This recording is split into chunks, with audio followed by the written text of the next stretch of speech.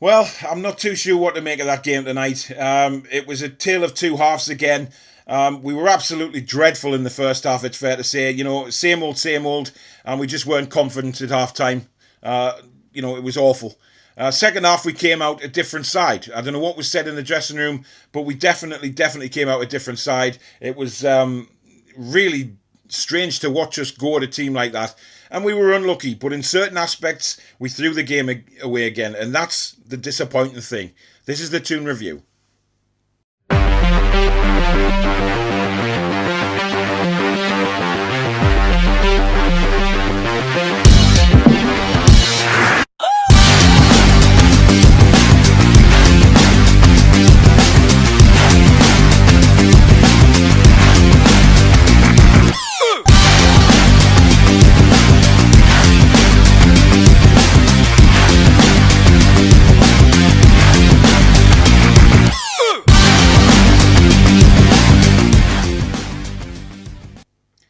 Hi everyone, I'm Paul. Welcome back to the Toon Review YouTube channel, where we are reviewing tonight's game at St James's Park in the Premier League, which finished Newcastle United 1, Leeds United 2. Very disappointing after that game. I'm not going to sit here and blow a gasket because I saw a much improved Newcastle United in the second half. And I've always said all along that as long as I see a team that is actually trying and attempting to get a result, I will be happy with that. The way things are at the minute, that's what it's come down to. But I feel we should have got more out of that game tonight. Certainly on the second half display. Team lineup wise, I was a little surprised to see Carl Darlow start. I thought he might have brought Dubravka back in. He plays Jacob Murphy as a right wing back, Jamal Lewis as the left wing back, and he plays three central defenders. Yet again, he complains about struggling for defenders, but somehow this man manages to find a five at the back formation. So he plays Shah, Lascelles and Isaac Hayden there. Midfield, he goes with Hendrick and Shelvey. Now, as soon as I saw those two in midfield, I thought we are in trouble because Leeds are a fast-breaking team. They come at you hard, and I just didn't think we'd have the legs in midfield to cope with them. On the right-hand side was Ryan Fraser. Left-ish sort of side was Miggy, and up front was obviously Callum Wilson. So it was a little disappointing that we didn't go 4-2-3-1. I thought that would have been a perfect formation for us tonight, but it didn't happen that way. As we know, Bruce likes to panic before every game and think defensively rather than what we as a team can actually do to them. But never mind, it was very stale in the first half. Leeds, as expected, were trying to catch us on the counter-attack, and, we know how fast they break out, and we were finding it tough. And their goal came in around the 17th, 18th minute into the box. And then it was pulled back and Rafinha curls it. A beautiful finish, curled on the left foot into the bottom corner. But again, you have to question, where were the defenders? Who is picking Rafinha up? And I believe it was Jamal Lewis, and I believe he just sort of, Rafinha came off the back of him and Lewis didn't realise, and then obviously it was slid back to him and he just curled it in. Had we scored that goal, I would have been delighted because it was a lovely finish. It was some lovely football in the build-up, and you felt at that stage that Leeds were going to go on and maybe get 2 or 3. And simply because of the way we've been playing, I felt that we weren't going to be able to cope with Leeds because of the speed that they come at you. But I also felt, on the other hand, that we could get at them at the back. I didn't think they were particularly safe at the back. There was always that thing in my head thinking, right, if we can just get at them a little bit, they don't look confident at the back. And we know, that the Leeds haven't played very well in the last few games, have been very, very iffy. But we didn't provide anything in the first half. We had a couple of, headers from corners and things like that, but we didn't really threaten. And when half time came, you're thinking, it's same old, same old. We just can't get in the game. There's nobody trying to win the ball back and go at Leeds.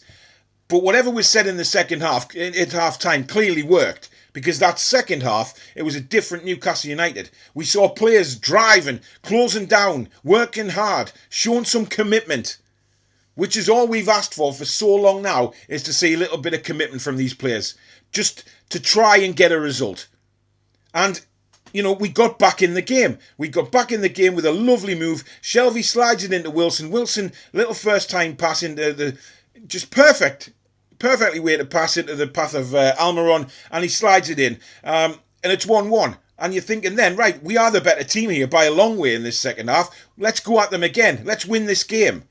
And to be fair, we played like that most of the half, but around about 10 minutes after we got the equaliser, Leeds go up the other end, a long looping ball. Jacob Murphy had completely switched off, and Harrison had got acres of space on the edge of the 6-yard box, and he hit a lovely volley. It was, you can't say it wasn't a lovely goal. You know, outside of the boot, curled on the volley past Darlow into the net, and it's 2-1. But even then, I still felt like, you know, the way we played in that second half, we could still get something out of the game.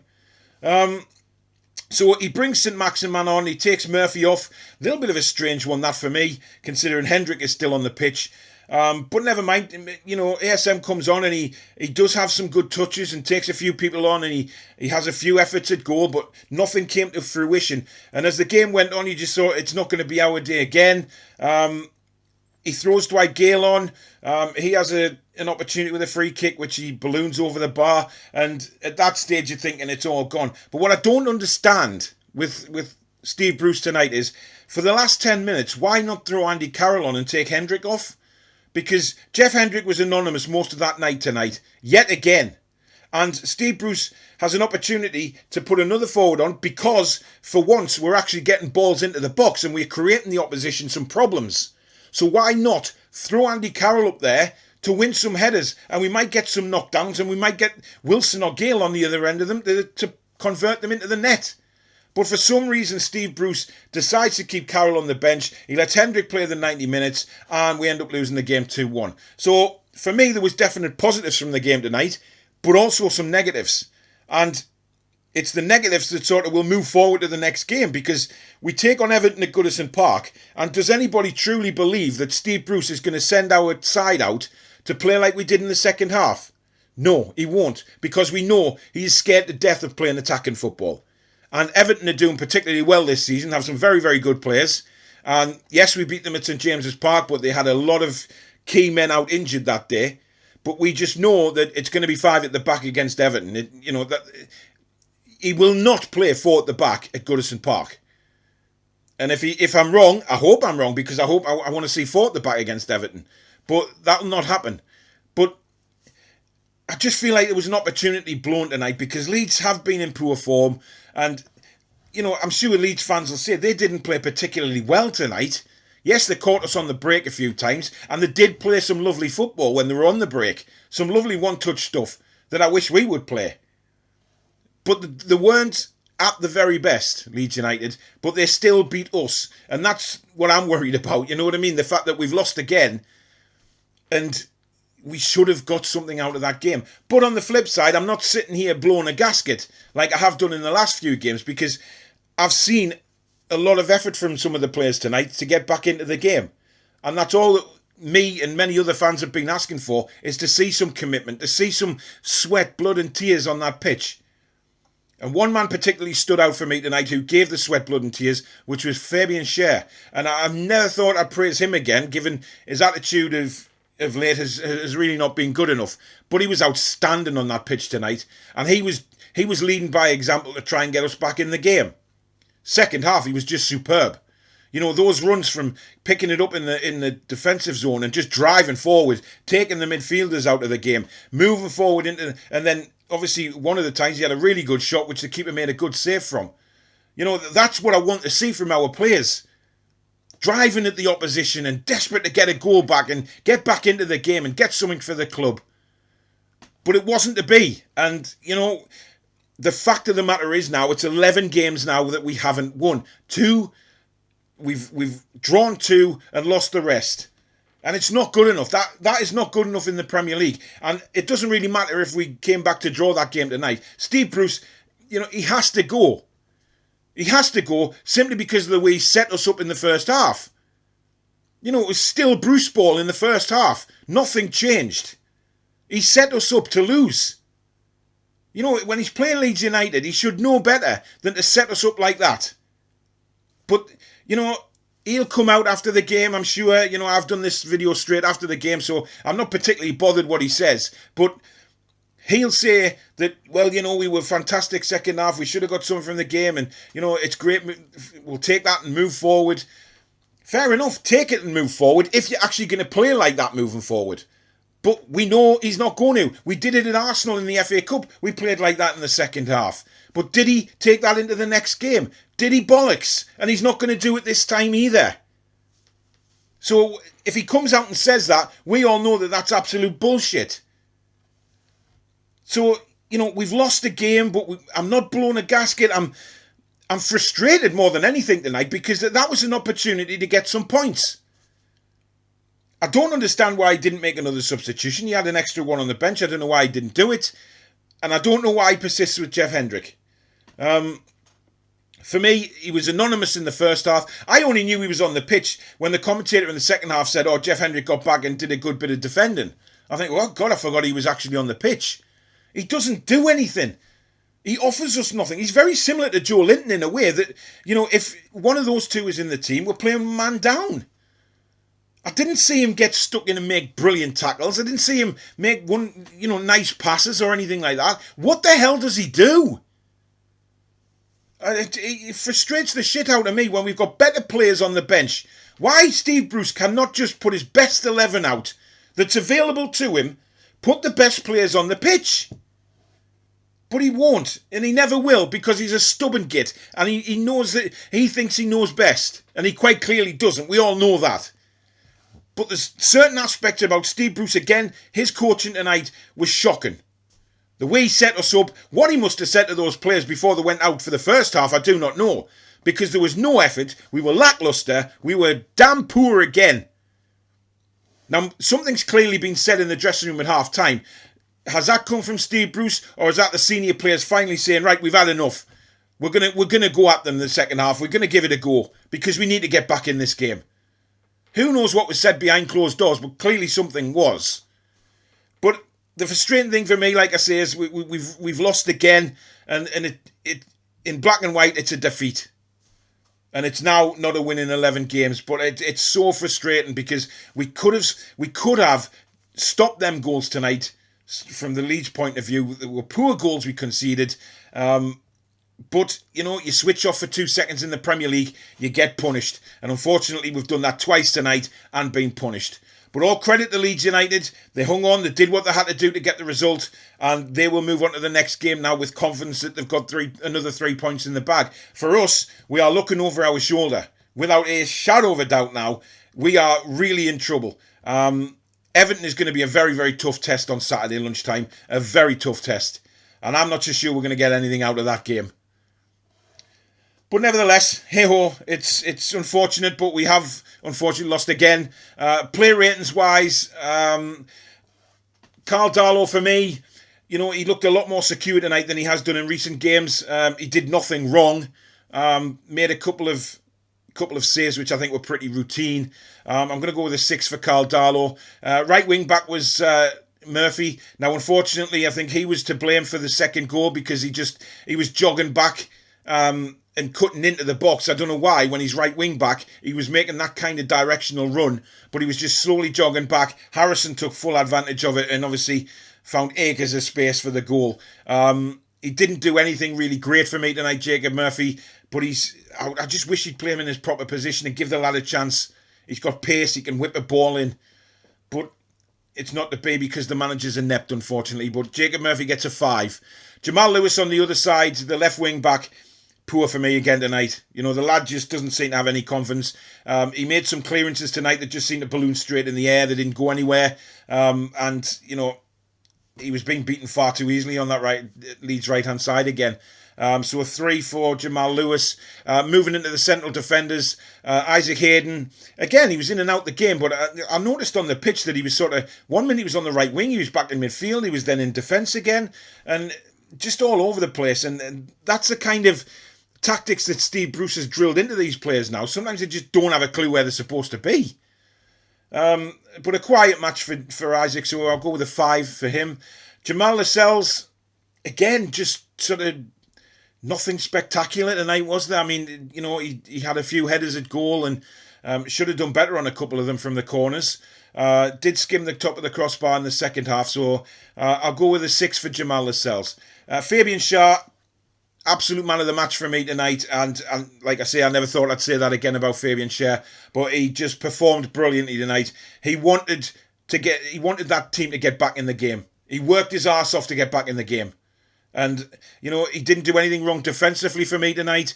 He was quite solid, and he was the driving force behind us, attacking, midfield and defence. So I'm going to give Fabian a 9 for tonight, and well done to him. Moving into the midfield, Jeff Hendrick. I've already mentioned Jeff Hendrick and what I think of his performance tonight. Very, very poor. A 2 for Jeff Hendrick. Jonjo Shelvey, again, in and out of the game. Nothing spectacular from Jonjo. I was more pleased with his corners tonight because he beat the first man on numerous occasions and put some dangerous corners in to the middle of that 6-yard box where they should be.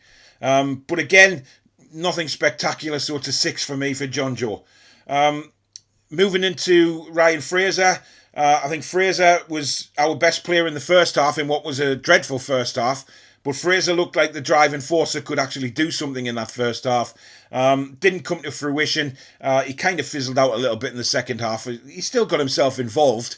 Put a beautiful corner in for John Joe's header, which was tipped over the bar. But again, just he fizzled out for me. So 6 for Ryan Fraser. Miggy Almiron, again, worked his arse off. I thought he had a poor first half, though. He was just not in the game at all in the first half. Second half, he came alive, much more involved, but much more involved in the number 10 position, which is what me and many, many other Newcastle United fans have said is his best position. And lo and behold, he scores a beautiful goal because he was driving from the number 10 position. The ball's in at Shelvey's feet. Miggy then begins his run. Shelvey plays the ball into to Callum Wilson. Lovely little one touch. And Miggy scores. Driving from the number 10 position. So please, Steve Bruce, take notice of that. For God's sake. So for Miggy, he gets an 8. And up from Callum Wilson, it's just not happening for Callum at the minute, is it? I mean, he's getting very frustrated. You can see that. There was an opportunity in the second half where he had the ball. He could have laid it back to Dwight Gale, but he decided to hang on to the ball and try and do something else. Normally, a really switched on Callum Wilson would have knocked that back for Dwight Gale to have a shot. It didn't happen, unfortunately, and obviously the attack fizzled out. So I'm going to give Callum Wilson a 6.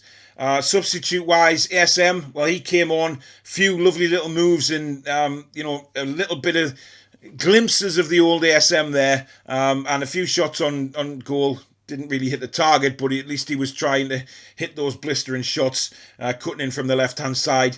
Didn't really make an impact on the game, though, so a 5 for ASM.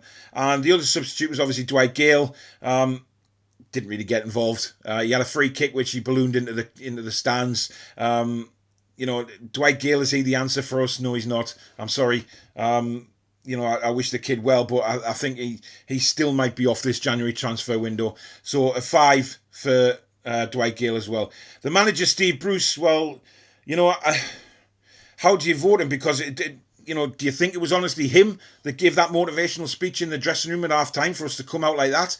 I'm not so sure.